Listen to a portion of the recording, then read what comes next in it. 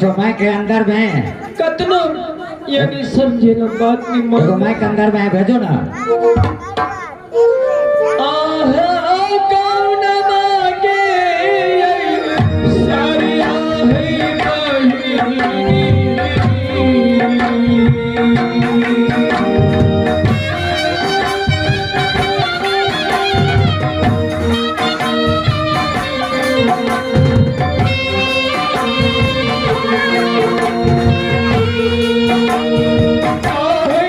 कौन मांगे सारी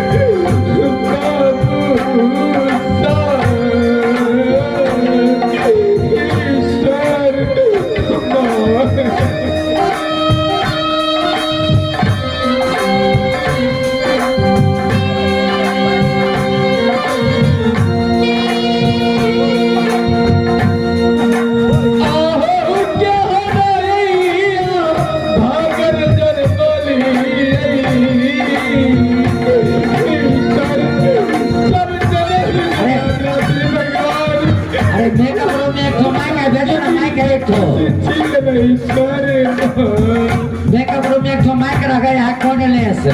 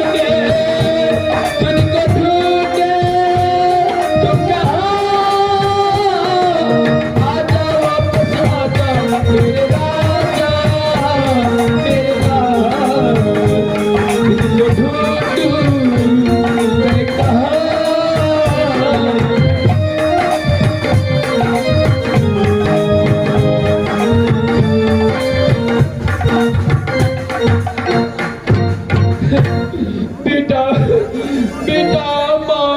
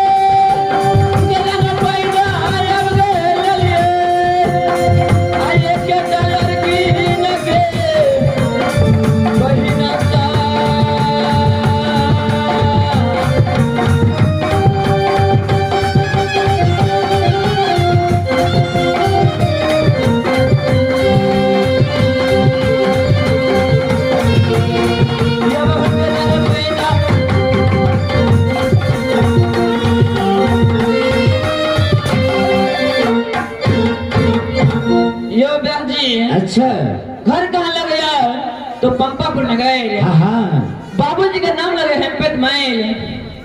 अच्छा उनके नाम पता एक लड़की और अहाँ के नाम हमारा हमारे के याबा अनगुआ गे लागे छे।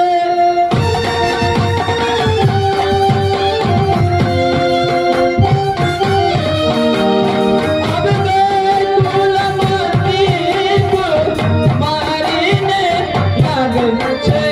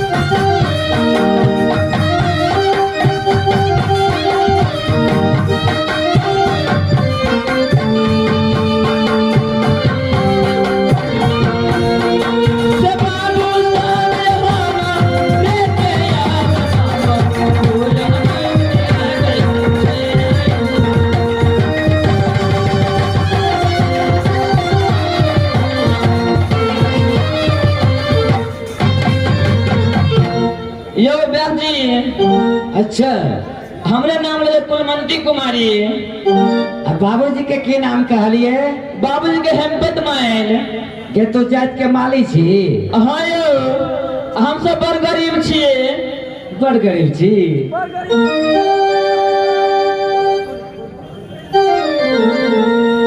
आ गरीबा के बेटी हो लागिए,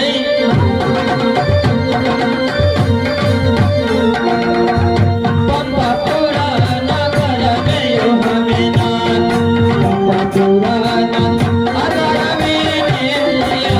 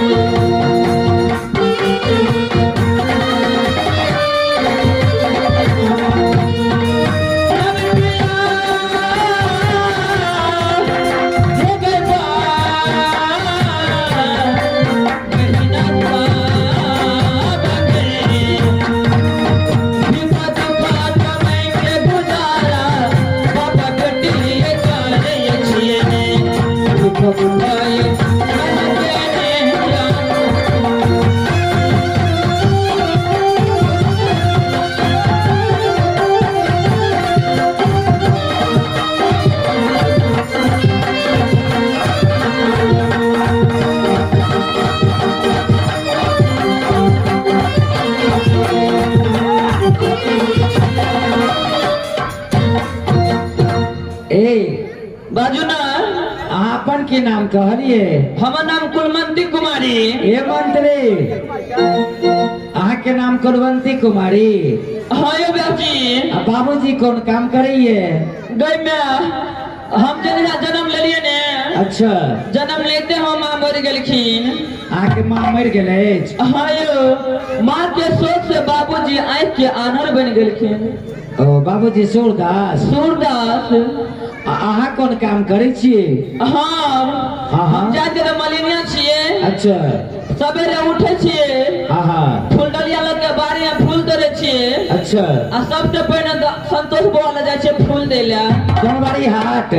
दोनबारी हाट बर्तन दुकान। तो यानी पूरा हटिया में दुकाने दुकाने माला दीजिए? दुकाने दुकाने घरे घरे आ जते दोनबारी हाट पर ड्राइवर साहब गुरुजी आवे छथिन। अच्छा, गाड़ी में? गाड़ी में सबके माला बना के दे छिए। ओ गाड़ी में दीजिए? हाँ, एहा 2 पाई 4 पाई देलक तो ओकरे ऋण कर्जा लग के और गुजारा करे छे। अच्छा यो ब्याजी, अच्छा, जैसे आप फूल तोड़बे आ समयो भ गेली।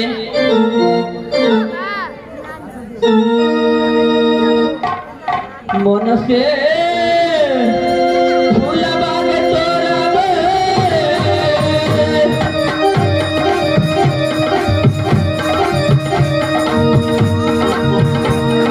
आगे पंपा पुराना